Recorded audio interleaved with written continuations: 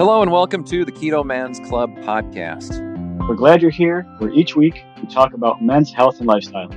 We do so with the foundation of the ketogenic diet and lifestyle. If you don't know what keto is, stick around and you'll find out. The podcast will bring you real, honest fun. Each week we strive to uncover the tips and tricks that you can use in your everyday life to maximize your overall health.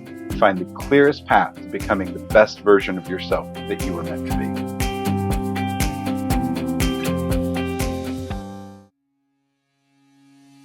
This week's episode of the Keto Man's Club podcast is brought to you by the Ballistic Keto MCT oil powder.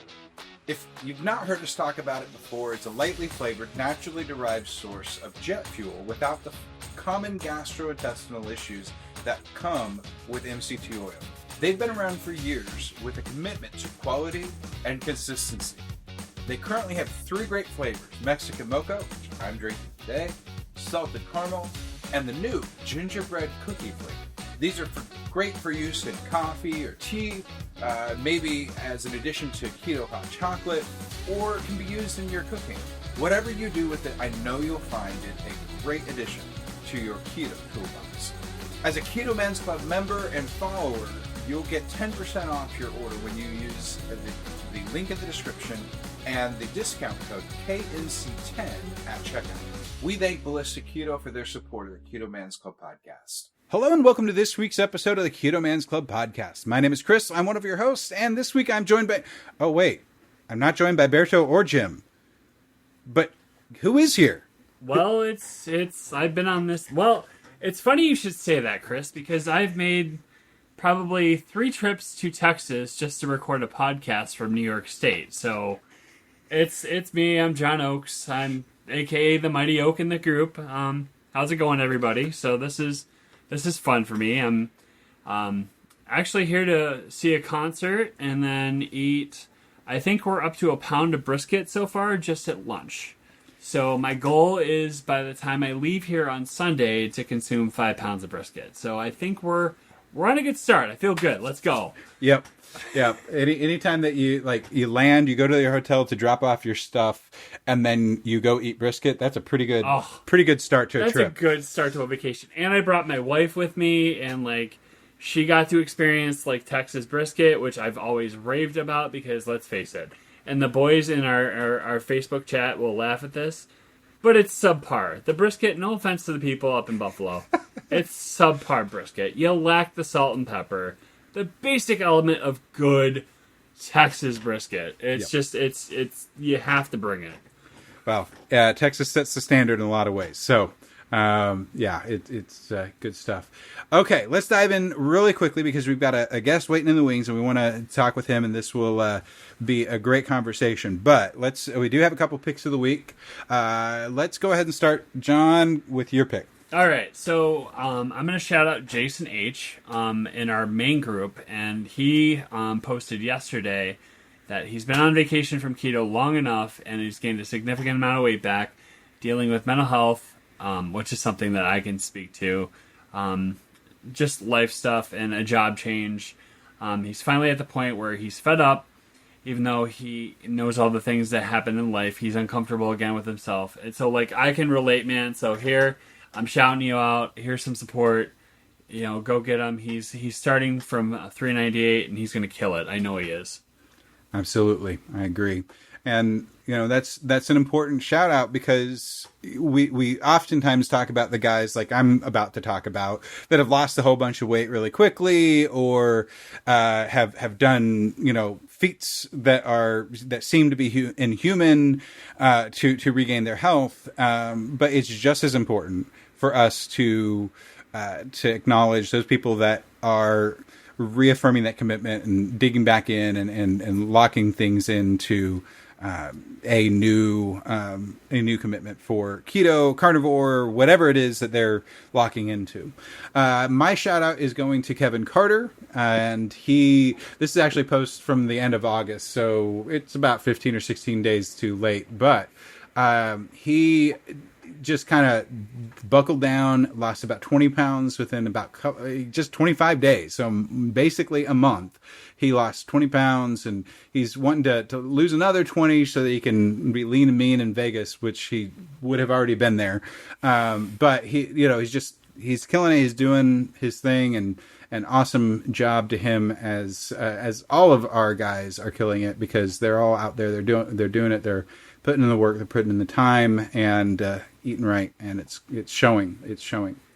Let's dive into our guest. So we have a bit of a departure from our normal type of guest, as this is a scientist and a product maker, Daniel, and is it Schuloff? Yeah, that's right. Okay, Daniel Schuloff, and he's the CEO of KetoNatural Pet Foods. And so our conversation, and I'll say it in the podcast, I don't normally name it ahead of time, but today's episode is called Man's Best Friend, because we're all about keto man life, and dogs are men's best friends, and their diet, their nutrition is important too. So that's part of what we're going to talk about. But Daniel, let's start with your story and kind of get the lowdown on your health journey throughout your life, and how you found keto and why that's been important for you. Absolutely. Well, thanks for having me, first of all. It's good to be here. It's always fun to talk about this kind of stuff, and it's really fun for me to talk keto science stuff to folks who don't know the doggy side of it, really, which ends up being a big chunk of the community, in my humble experience. How I got to where I am right now is essentially I got really invested in the health of my first dog. I was working this is circa 2010. I was an attorney working in a big law firm, single guy living in a major city, got a dog. He was my best friend. And I got very interested. I was raised, but my mother always had dogs growing up. But I had never had one of my own. Got one, big male Rottweiler. And he's the kind of dog that he was, alas, that you needed to give daily exercise to. I mean, I guess all dogs really enjoy that. And so in a sense, every dog really needs that. But he needed it in order to exist as a polite member of society. His just personality included a protective instinct and just destructive tendencies and that kind of stuff. So as a really busy yuppie, basically, I was trying to exercise him as efficiently as possible. And I started going down the rabbit hole of the scientific evidence surrounding how you do that. And you don't have to go very far down that particular rabbit hole before you uncover some facts around the prevalence of obesity among pets in the Western world. And I was astounded. I was blown away by some of the facts surrounding that. I couldn't believe how common it was.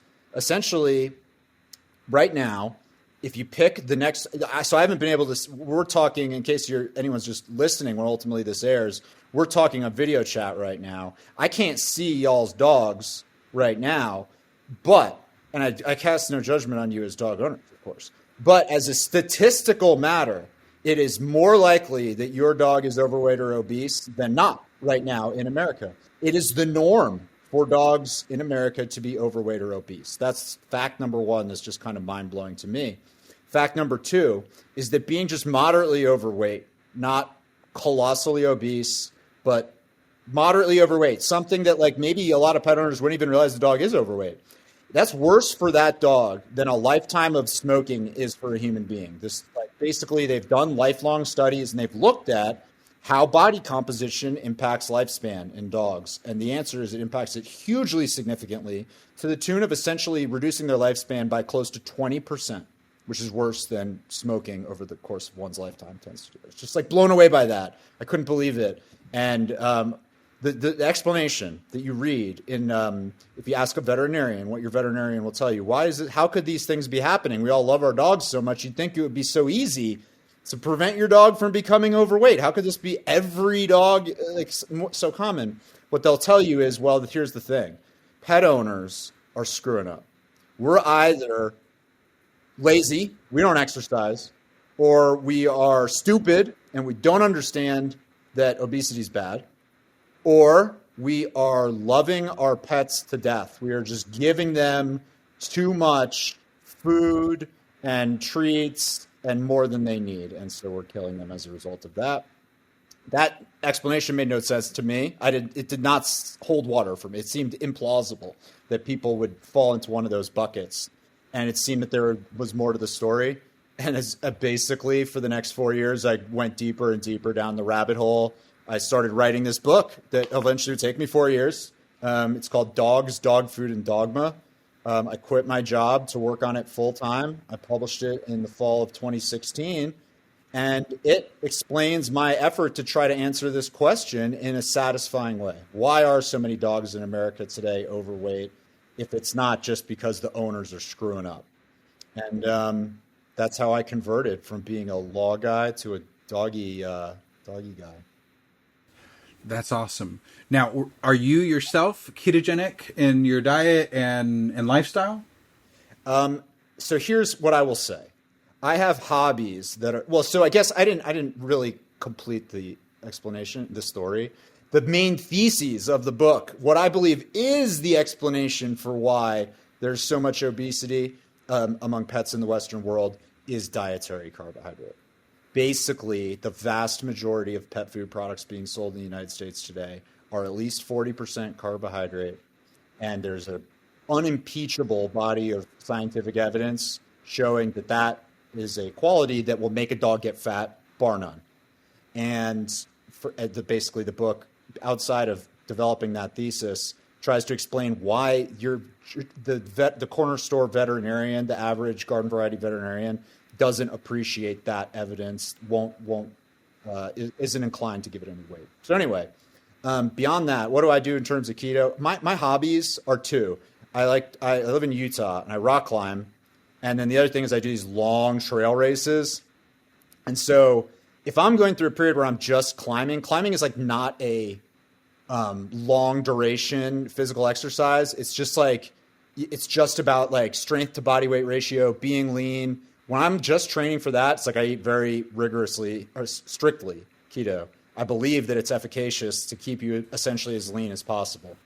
But when I'm doing long training runs or in the winter when I'm skiing in the backcountry, I'm basically at a huffing and puffing type pace, a like proper run for too long, and I can't do enough of the things I want to do without. And I run a ton, and so I end up eating ice cream and stuff like that. And doesn't mean I believe that it's healthy, but I can get away with it without gaining weight because I just am just so active in that kind of way. So that's where I'm at. Cool. We actually had an episode that will air from the time that we're talking right now, 2 weeks from now, with one of our group members, Jonathan Shane, who is an endurance athlete. And he's not doing the ultra marathons, although he signed up for a 50-miler earlier this week. But he's an endurance athlete, marathons and things like that. And he broke down very concisely what he has found that works for him, which is key on a lot of this. But he is capable to carb refeed to the level that he needs to on extra long workouts with a very precise, like, I need this many carbs. And it's like 20 per hour of extra workout past a certain point. Yeah. And that is, so and he's getting that from natural sources like honey, sweet potato, slow carbs or natural carbs, not the refined sugars, not grains. So it's still no sugar, no carb. It's just more along the lines of, resistant starches and things like that we can help. And he's also gotten into using some resistant starches like UCAN that help him. Yeah, that allow him to stay ketogenic in his diet, but this resistant starch he's able to supplement that, and that helps a lot with his training as well. So what you're doing isn't right or wrong, because I don't believe that there's a right or wrong. It's what works best for you. If you found balance when you're in an endurance cycle, eating some ice cream every now and again, eat some ice cream because it works for you. For myself, I'm so metabolically unstable still. I'm not to the point where I can do that. and bounced back easily from that. I literally regained 20 to 30 pounds in the period of a month and a half after like 6 months of cutting. And it that took me, down to my lowest weight, and then I screwed it all up because, well, I'm stupid. Oh, it happens. It does. And so, that's, I am not metabolically flexible enough to do that. You obviously are. That's awesome. That's great. Yeah, for exactly. You. I don't go around trying to tell people what to eat in their own Yeah. diet. I have a weird circumstance, kind of. Yeah.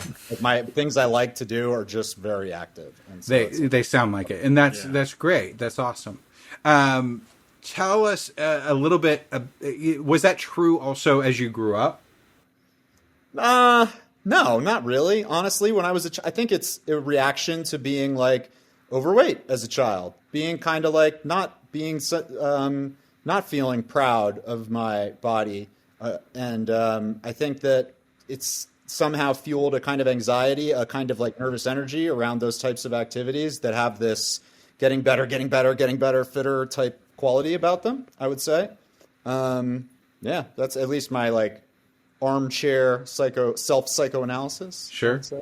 Well, I think that's a lot of guys. So a lot of men and women both deal with that, where they'll be like, no, they realize that the way that they grew up was subpar, or that there was something that was less than good growing up, and they're like, okay, that can't happen, and I have control of my life. I'm going to control it, and that's again, that can be healthy.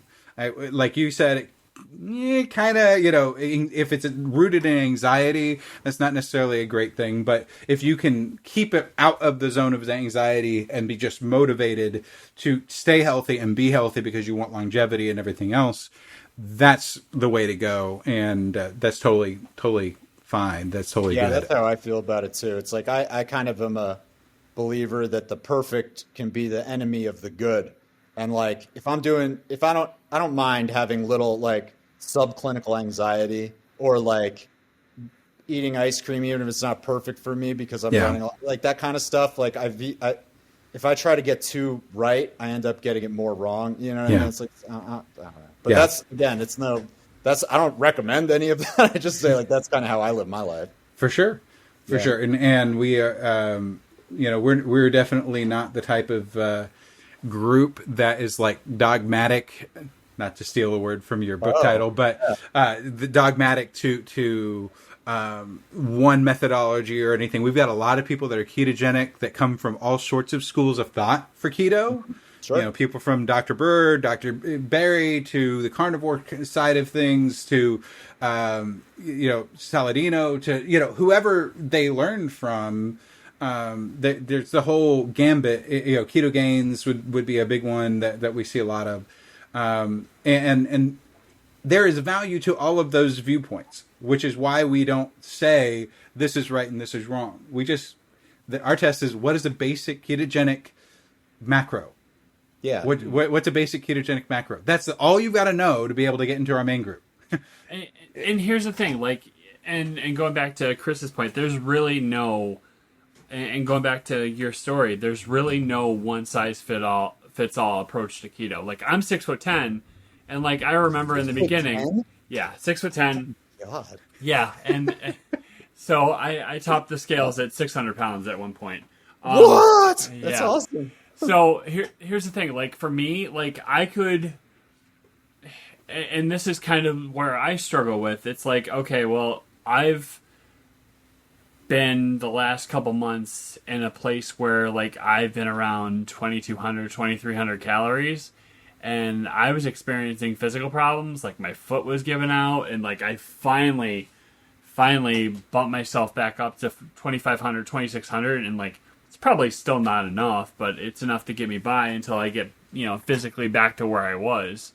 But there's really no one size fits all approach to keto, and that's over my three years of doing this lifestyle. That's what I've learned. I've learned that like I've gone from doing keto, to as low carb as possible. To, what's this? Quest peanut butter cups? Let me have some of those. And then transitioning to dirty keto, and then realize maybe that's a little too much. I'm gonna go carnivore. Carnivore is where I found discipline. Carnivore is where I'm happy. Carnivore is where I'm planning on staying. And, you know, it's that approach. And so it's almost like a you do you lifestyle. You know, Sure. it's kind of the way to go about it. Not quite if it fits your macros. Yes. But it definitely... Which is where you've known me, Chris, that used to be me all Yes. the time. Well, Absolutely. if it fit in my macros, guess what? I'm going to go ham on a pint of Rebel. Ooh. 20 net carbs. I'm good. I was the same way early on, and I'm carnivore, and I cheat with keto. That's my standard, and at this point, and that's where I find my happy place. And I am not tracking calorie intake right now, but I'm definitely, as long as I eat meat and feel full, I'm usually pretty good. That feels good. Let's dig. You live in Austin, so you have like a home field advantage when it comes We to really do. carnivore diet. You know what I mean? Like We there are just other places where it's not as tasty as yeah. we just had barbecue at a barbecue place that's in Pflugerville, which is a suburb. Like, it's not even Austin proper, but Is that Salt Lake? Pflugerville, PFL or PF. The name of the No, he restaurant? means the barbecue joint. The barbecue joint is called Brotherton's, and really good. it's a really small place. Most people, like, this is a local haunt. This is where all of the city officials, the firefighters, the police officers of Pflugerville, that's where they go for lunch, because they know that's where the best food is in Pflugerville. And so most people outside of Pflugerville wouldn't have a clue that this barbecue place is there. Berto introduced me to it, and then we introduced John to it today, and it's fantastic. I got way too much. I got 1.5 pounds of meat, a pound of brisket, and a half pound of jalapeno sausage, and I brought half of it home with me. I'll give it to my wife for tonight.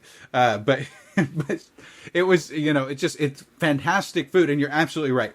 I can pretty much drive 10 minutes for fantastic. I can drive 5 minutes for fair to medium quality barbecue that beats barbecue in almost every other area of the country. Yeah. And so we definitely do have a home field advantage here in Austin to that regard. Let's dig a bit more into kind of the book, the passion that you have for animals, and what you've learned with that. So let's start there. We've already talked statistics regarding that most dogs are at least some form of overweight because of the carb content in the commercially available food. Is the resolution for that just to cut the carbs, or is it more complicated? If you want to take, if the problem is obesity or minor obesity, overweight, and what you want to do is take fat off the dog. If you take carbs out of its diet and replace them with protein, you have to restrict considerably fewer calories. Like, if you restrict calories in addition, it'll get leaner faster as well. You cannot make a dog fat. You cannot make a dog fat unless you feed it chronic carbohydrate. I've never once in my life, it's a big part of my book, like the kind of whole opening section is me living in Yellowstone National Park with the biologist from the Yellowstone Wolf Project, which is the premier place for the study of wolves in North America. And that's really relevant to the issue of what should you do for your dog, because dogs and wolves are so genetically similar that they can interbreed. So usually a biologist will tell you that one way to think about the difference, the line between one species and another species, is whether they can breed and produce offspring. You know what I mean? Like, you can't, a chimpanzee and like a fox can't make babies together, but two chimpanzees can. Well, dogs and wolves are distinct species, but they're so genetically similar that they can, and very often do, breed with one another and make puppies. And the reason that that's relevant to the discussion what to do with dogs is because gray wolves in places like Yellowstone National Park are still living precisely the same lives they've always led throughout all of their genetic history. And dogs and wolves shared a common genetic lineage for essentially 99.9% of their genetic development. Only in the last 10,000 years is the kind of number that gets thrown around did they branch out into different places. And over those 10,000 years, big changes have taken place in the two populations. they live very different lives, and they're very different phenotypically. Like the chronic disease prevalence that you see in dogs is not something that you see either in wild wolves or in captivity raised wolves, which is an important distinction. It's like wolves in the wild, as you can imagine, live lives of scarcity and violence, and they don't live necessarily into their ripe old age. But in captivity, that's not the case. Captivity in a zoo setting, you essentially are trying to give the animal as much of its natural lifestyle as possible. And even in those settings, the incidence rate of like cancer, for instance, among gray wolves is less than 10%, whereas in pet dogs, it's something like 40%. So it's like a hugely different outcome. And so it begs the question, okay, what are the lifestyle differences here that are producing different things? And in the one very important way, they're very different, which is that wolves eat 0.0% carbohydrate, and dogs, in most cases, eat like, depending on what diet you feed it, it very often, if you're feeding it a dry diet, almost certainly it's going to be more than 40% carbohydrate. So if the problem is obesity, basically, one of the solutions, you can do it, there are numerous ways to skin the cat, but the easiest one is feed it exactly the same number of calories it's always eaten and just knock the carbs out of its diet. It will lose the body fat. That study's been done countless times at this point, and the result is always the same. Like isocaloric studies where they give one group of dogs, give both of them exactly the same number of calories. The only difference is the carbohydrate to protein ratio. Every single time they do it, the dogs that are on the low carb diets end up considerably leaner. So I actually asked one of my vets recently about this because I was curious. And she flat out told me that dogs require some level of greens in their diet, that type of thing. And I'm like, I didn't want to tell it to her face, but I'm like, yeah, it's, okay. Yeah, go ahead. Give you some, I try to tell the story. Part of like I said, part of the book is this is what the studies say. And part of the book is the sociological, investigative, journalistic task of trying to explain why, given that, you have outcomes like you just experienced, interactions like you just experienced. And so there are a few take-home points. Number one is that vets are, I know a lot of vets. They're all unquestionably intelligent people, unquestionably. Every single case. In order to get through graduate school in the United States, you've got to be a pretty smart person.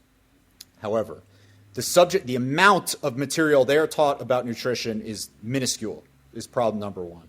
So there are 28, at the time I wrote my book at least, there are 28 veterinary schools in the United States. In more than half of them, you can graduate without taking any nutrition course whatsoever, period. Not a single course. You don't have to take anything. In the places where you are required to take it, in almost all cases, it is a 2-credit course, which, if you can think back to your college or grad school days, is basically the lightest course load you can take. The material that's used, you caught me without a prop. There are big, fat veterinary nutrition textbooks that exist, 700-page compendium type things. That's not what is used to teach garden variety vets about nutrition. What's used to teach, this is just a novel, this is just an example. But you're talking about something that's 100 pages, that is in most cases something that the instructor printed. It's not even a book. It's just a outline type thing that the instructor put together. And in that, you not only, my book, let me give you an example. My book is 400 pages long, and it deals with one subject, obesity. That's it.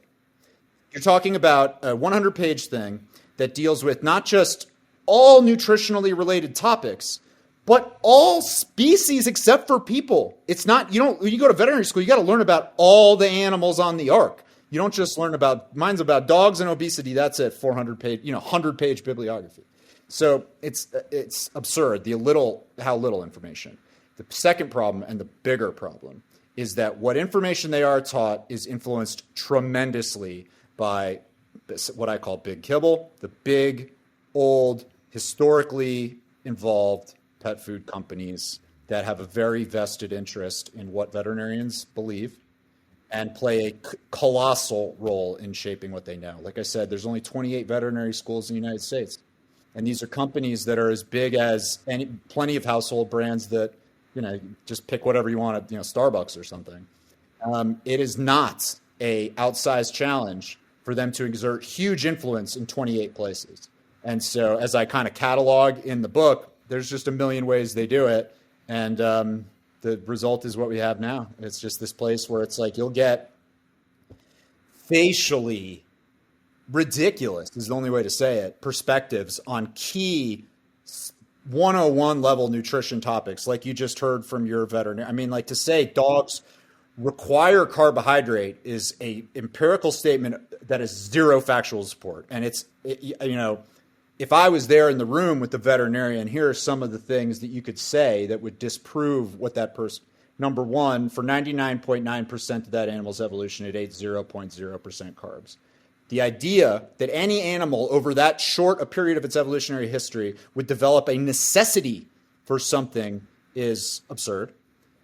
Secondly, there are in the United States, when you sell pet food, you've got it. The nutrition has to meet certain demonstrated meeting of like a whole nutritional framework. You have to provide certain amounts of specific amino acids, certain amount of different types of fats, micronutrients, macronutrients. There's a whole big profile. Depends what the life stage. Is this a lactating, female dog? Is this a growing puppy? Whatever. And there's all nutrients under the sun. There's one thing that's not on that list. Do you want to know what you want to guess what it is? It's dietary carbohydrate. There is no dietary requirement for carbohydrate among dogs. And there's an additional nuance pertaining to grains, and it would take me 30 minutes of monopolizing your microphone to explain it, but it's like, it's absurd. So one question that just had me think is, how much of the fact that wild wolves and things like that have no need for carbohydrates, how much of that is related to them hunting and eating the whole animal, specifically organs? Yeah, well, here's what I will say. As pertaining to carbohydrate, it's not, you do not need dogs, wolves, whatever, don't have a requirement for exogenous carbohydrate. They do a really good job with gluconeogenesis. Okay. You're feeding them enough protein. They make all the, if you can make a dog very ketogenic. They don't produce, it doesn't line up 100% the same as like the factors that influence it with humans, but you can make a dog more or less ketogenic. And if you want to make it really ketogenic, I think it's fair to say that like the brain stuff that often relies on glucose experiences some level of shifting. But at a baseline state, the animal makes more than enough glucose out of the protein that's already circulating in the bloodstream without any exogenous carbohydrate. So now when you ask about, do wolves get exogenous carbohydrate from eating prey, there is probably some amount in the liver, which is a place where glycogen is stored, as I'm sure you guys know, to some degree. But this is, relatively speaking, this makes up something less than 1% of the prey, like the volume or the mass of the prey.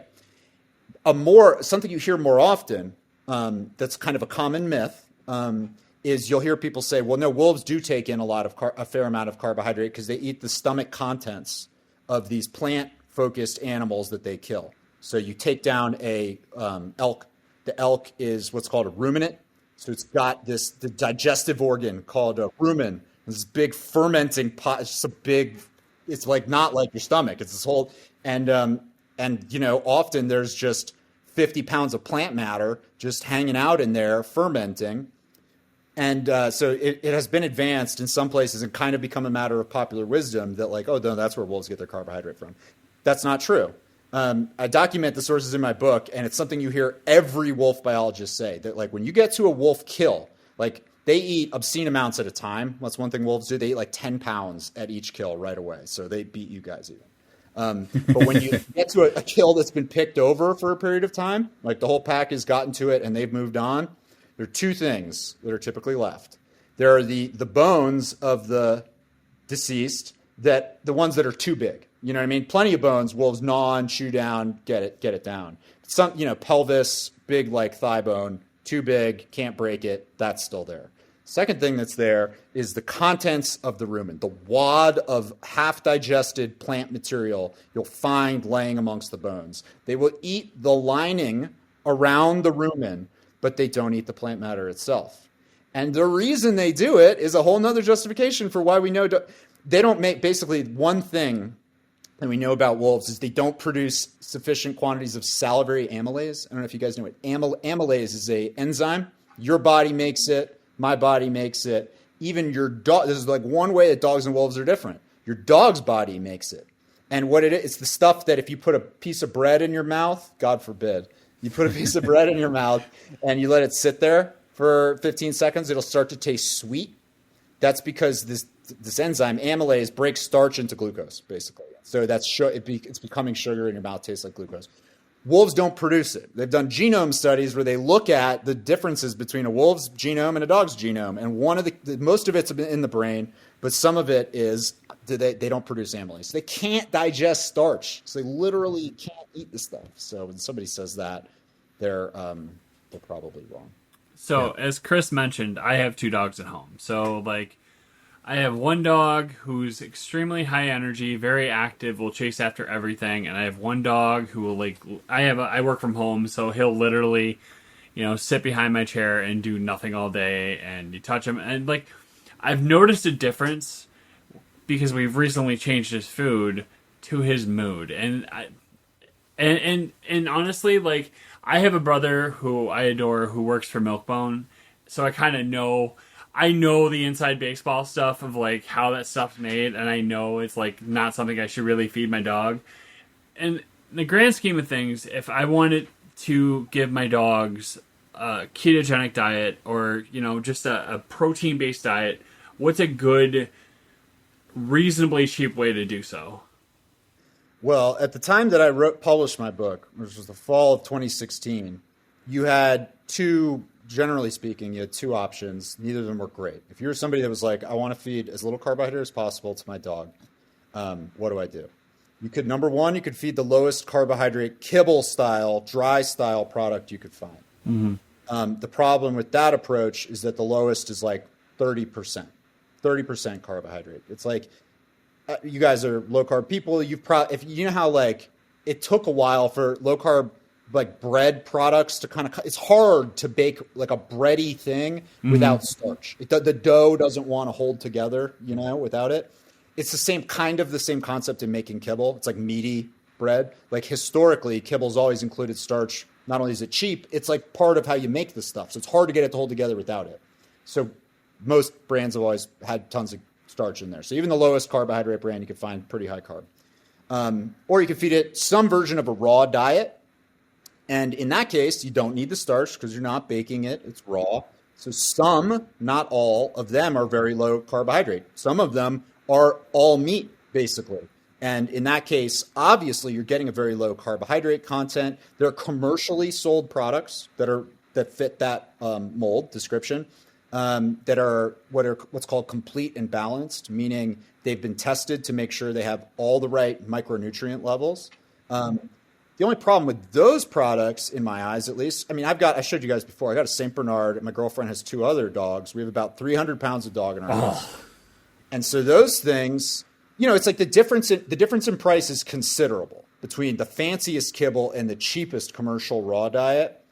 It's considerable to the tune of 4x, 5x. So if you have one little dog, it's kind of not. It's for many people, it's manageable. It's the difference between, $1 a day and $4 or $5 a day. If you have 300 pounds of dog, it is a very different proposition. You know what I mean? It's a difference between $15 a day and $80 a day, something like that. It's just a non-starter.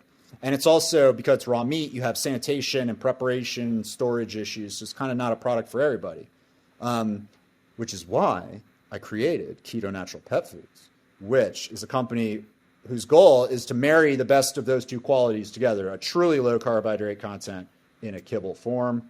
Our product is called Ketona. We've been selling it for 3.5 years. It's the lowest carbohydrate kibble you're going to find anywhere. It's less than 5% digestible carbohydrate. So something 80+% less than the other fanciest kibbles you're going to find anywhere. So that's, naturally, I'm rather biased, and I would say for anyone for whom a raw diet is not the right fit, we're the best choice for that. However, if you can tolerate some degree of inconvenience and cost associated with preparing raw diets for your dog, I consider an all-meat commercially prepared, which is to say complete and balanced, containing all the micronutrients it needs, raw diet to be the gold standard. That's what I think. Like basically, if you can get away with that, you can deal with that as a matter of preparation and stuff. That's the closest thing to natural that there is for a dog. And so there, but you know, you can, if you want to try to make it yourself, there are ways to go about doing that using butcher bought meat products.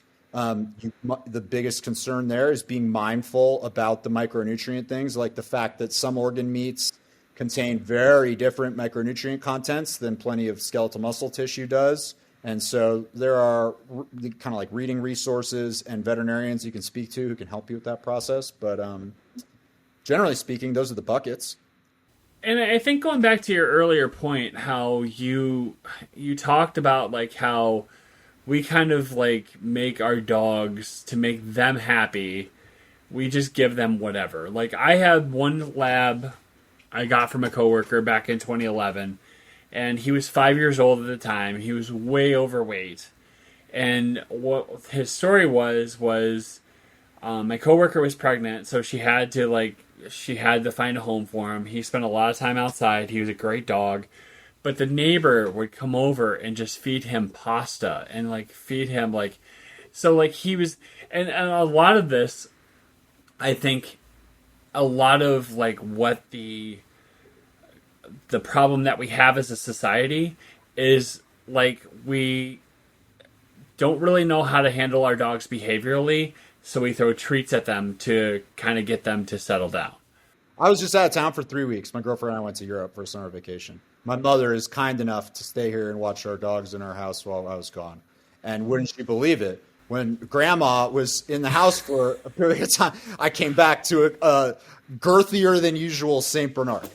You know what I mean? And so there's a certain degree of like, I think that what you're describing, where you're like, if you're not with the animal every day and kind of understanding its health, like trying to do what's best for it, like you would for a child, and you're just there to pop in and spoil it, it's easier to make those, to use that kind of thing as a reward. And I think going back to your other point too, like, you know, when I cook at home, like if I'm trimming a brisket, my dogs crave meat. That's just like, so like give them like, you know, slabs of like brisket fat and they're happy.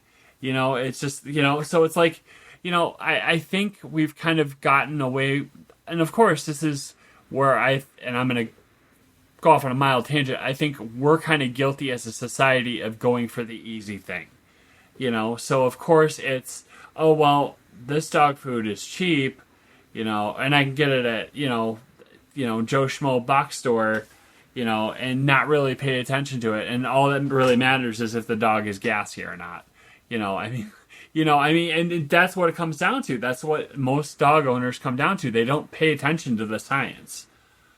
And it's like, what do you perceive to be a problem? You know what I mean? If you're viewing it through the lens of my day-to-day experience with my dog seems okay, you know, then you don't have a problem to solve.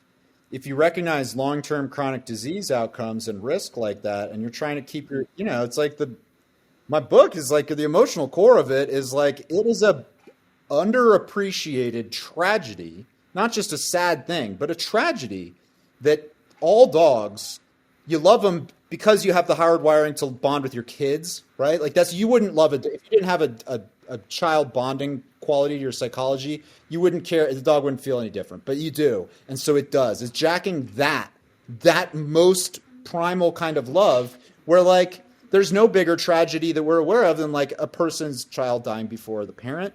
But every dog, it's baked into the experience that's going to happen. And it's, you know, that's the emotional. So anyway, yeah, if you view it from that perspective, there's a problem you can solve, you know, minimizing the disease risk. Yeah. And going through like the dogs I've owned and like the dogs that we have now, they're relatively young. So like now we're kind of paying attention to, you know, my one dog who is, you know, going to be 3 next year is relatively overweight, and he's the inactive one. So like, okay, well, we gave him healthy weight, and then my wife all of a sudden says, oh, he doesn't look so pudgy now, let's switch him to the regular dog food. And then next thing you know, he's sitting behind you, and it's like death by 1,000 dog farts. It's like, it's not really good for him, and it's just like, it's like time to rethink things a little bit. Because I love the 2 dogs that I have, like, are the best dogs that I've had. And like the best combo of dogs I've had. And I can honestly say that I would rather like make sure I do what I can to keep them around. I know that I can't prevent any other illness or anything like that, but like if the end game is to make sure that they're healthy as possible, then I need to do what I need to do. Yeah, there's a lot you can't control. But there's a huge thing that you can control, and it's very impactful. It's like a lifetime of smoking. And so here's a little tidbit that's that you might want to mention to your wife. One big thesis. Yeah, exactly.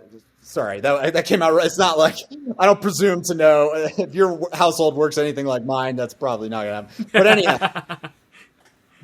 here's the thesis, and it's very well supported in the evidence.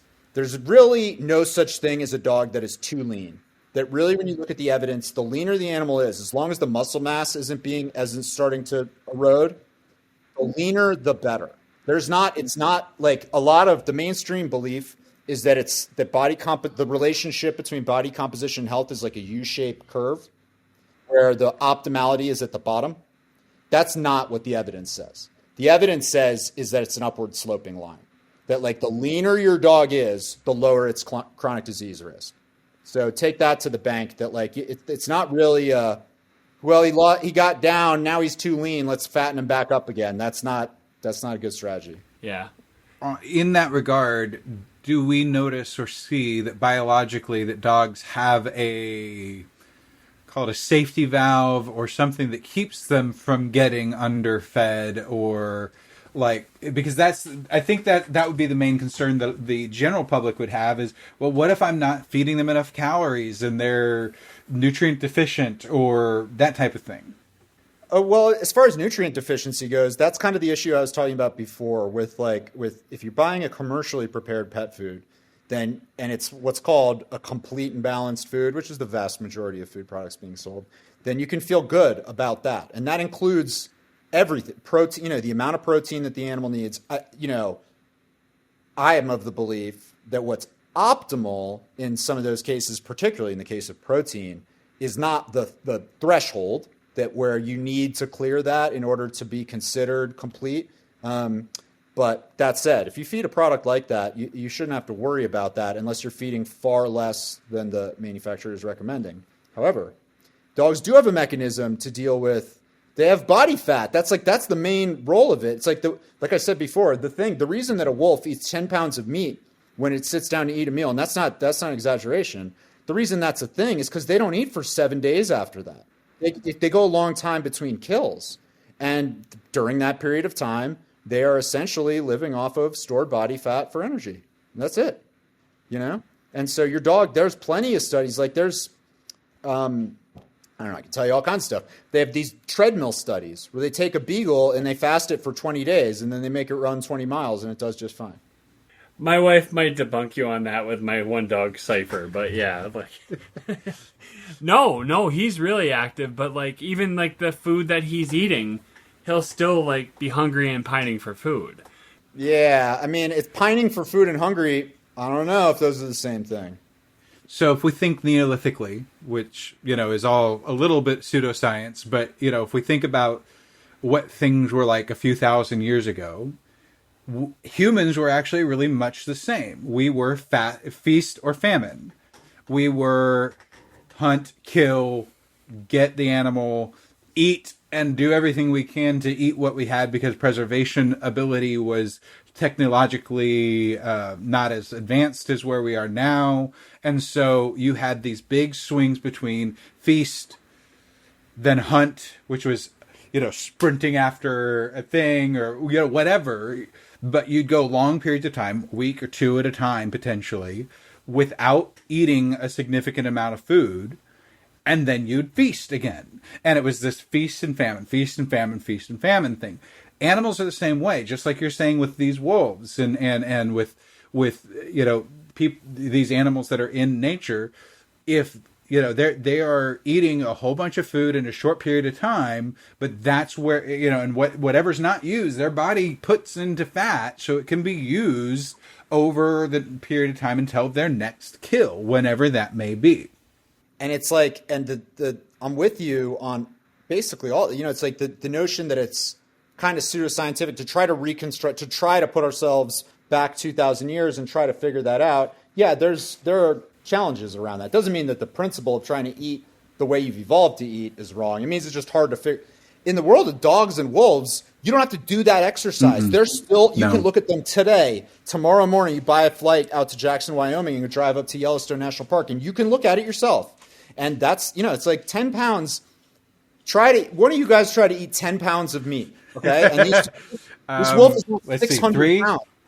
What? What's that? Your most at one time was 3? Yeah, 3. Yeah. Okay, and I'm talking about not like this. I'm not quoting you the Guinness World Record most a wolf's ever eaten. This is like what is a garden variety wolf meal, and it just gives you a sense of how long, like how much is going in there. There's a long time before that's taking place again. So it's I can argue that the co-host of this show, Alberto, could probably eat about 7, but be impressed. Yeah, he's one of the measuring sticks that we all try to live up to. So let's we want to be respectful of your time. We're hitting about 50 minutes right now, so we want to make sure that we don't take up too much of your day.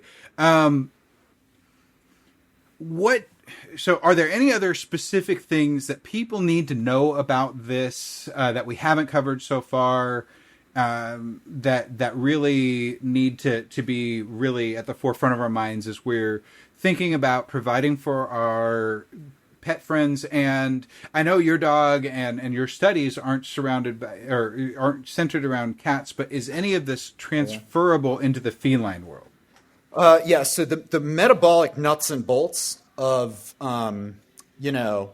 carbohydrate goes in, becomes glucose, gets absorbed as glucose. Insulin is what's used to deal with it. All that holds exactly the same. Dogs, very much the same. Dogs, cats, human beings.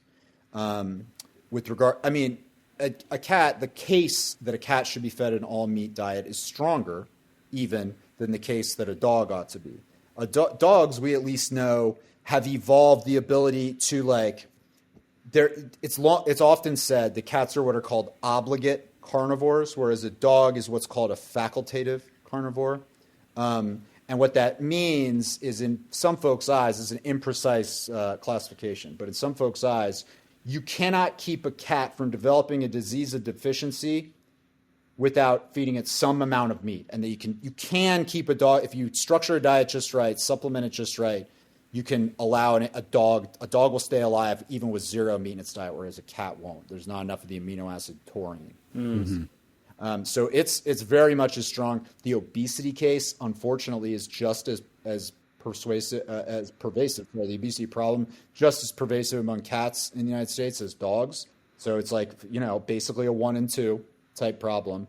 And cats even provide a pretty interesting demonstration that this is not a question of us being lazy and not exercising the animal enough, because cats don't have this kind of take it for a walk, play a game of fetch, targeted exercise type thing.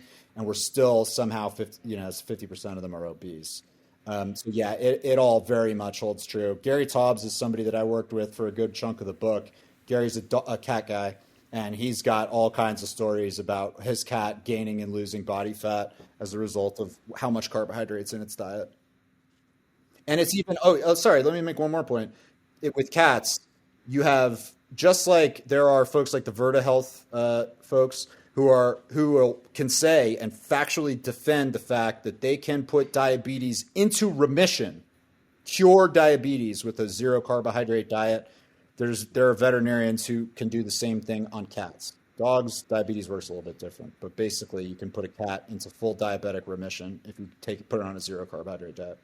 Awesome. So that's I don't have any cats. I like them, but I don't have any. And so, I have 4, so I can vouch for the fact. He's got 4. I've got 2. It's cool. We both have full houses. I I did have one last question about dogs, because this is something that I've seen probably my whole life. And I think if I were to spitball a guess, which you can confirm, that the reason for this is largely because of the type of diet that they're getting with kibble or and that type of thing. Why do dogs eat grass? I don't know. Okay. I don't know. Here's you'll hear explanations, and they always feel, to me at least, a little bit half-hearted and not like fully baked scientific theories. I think basically the best guess to me seems to be that it's something that like is in response to a feeling of digestive upset. That there's some kind of like put more stuff in there reaction to like try to quell that. But that's just the best that I've ever heard. I don't think the world of pet food and veterinary nutrition is really heavy on people making definitive claims about what's going on inside the mind of animals. And it's just like, okay, pump the brakes a little bit on that. But it's just like, that's the type of issue that's very hard for me to try to, I don't know. That's a fair answer. And honestly, I've heard exactly the same thing, that their stomach's upset, they're eating the grass because that's going to cause them to help purge whatever it is that's in their stomach that's going to and I've seen it. I've literally seen it with my dog. I've seen it too. I don't know the mechanism exactly or the kind of evolved theory, but like, that is a behavior that I've seen plenty of times. Yeah, absolutely. So I'm right there with you on that. I think that, and there are people that would use something like that as an argument that, oh, well, dogs do need carbs. And no, I'd agree that it's actually a self-medication for themselves. It's not nutrition and that type of thing.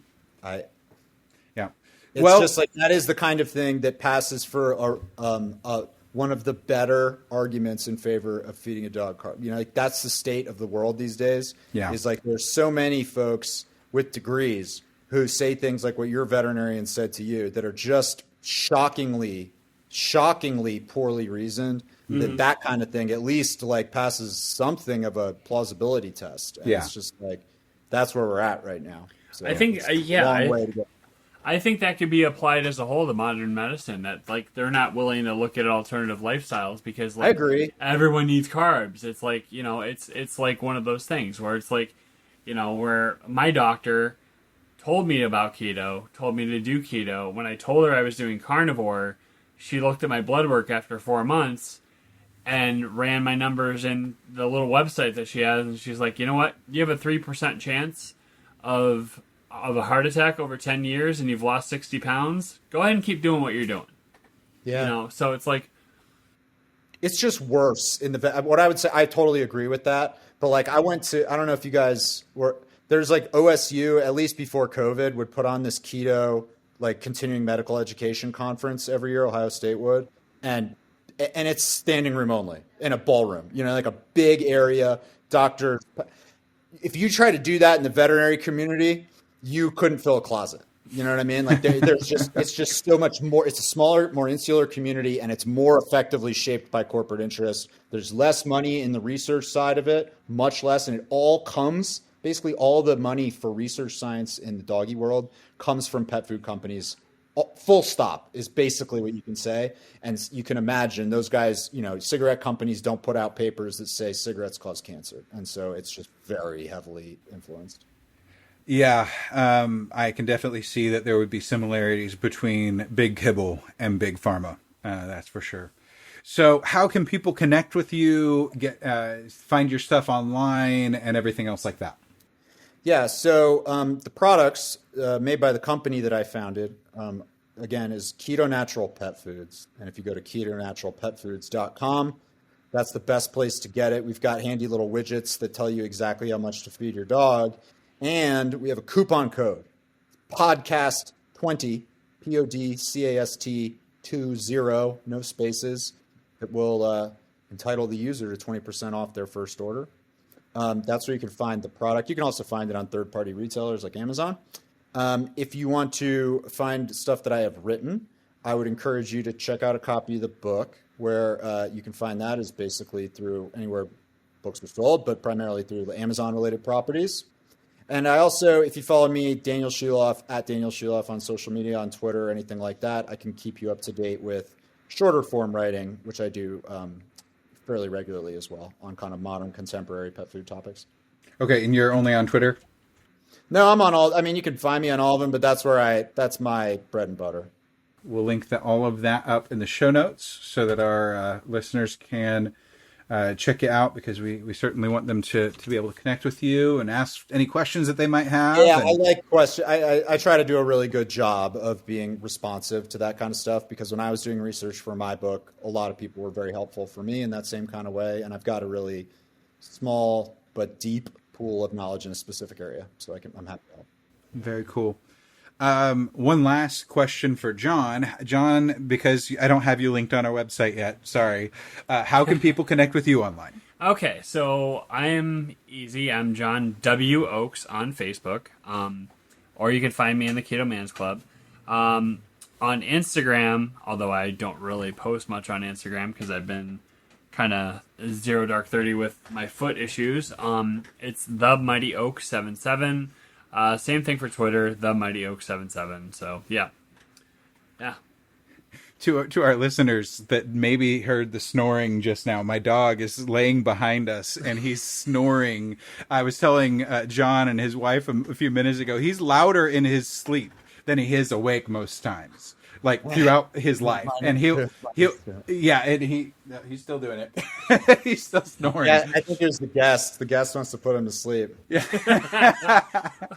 Also, John, you're going to a concert tonight? I'm going to a concert tomorrow. Oh, okay. So, man, 6'10", you're allowed to go to you got to sit down, right? So, like, funny story. And I don't know if Chris will mind me sharing this, but I'm a huge fan of the band Alter Bridge. And the band Alter Bridge is basically 3/4 of the band Creed and Mark Tremonti, who is a phenomenal guitarist. So he played Rochester. I live outside Buffalo. So he played in Rochester on Wednesday night. I literally stood on the rail for 4 hours watching the concert. It was him and Seven Dust, which was phenomenal. So I do this thing in the beginning of a concert, where people are lined up behind me. I'm being like, look, I'm sorry. I can't help it I'm tall. I can't help it you're short. Get over it. Move on. Okay. Yeah. Fair enough. Yeah.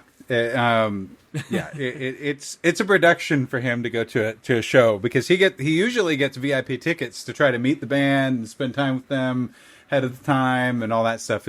He's got lots of pictures with them, and it's really cool that he gets to do that. Okay, well, let's go ahead and close this up. Thank you again, Daniel, for joining us. We really appreciate your expertise and your wisdom. Sometimes when we have products or product representatives on our show, it's all sales, and I really appreciate that you did mention your product. We wanted you to mention your product, but you were here to give value to our audience, and that is highly valuable to us, and so we appreciate that greatly. So for our listeners, for John and for Daniel, thanks for listening. Until next week, make sure to eat meat, lift heavy, sleep, and repeat.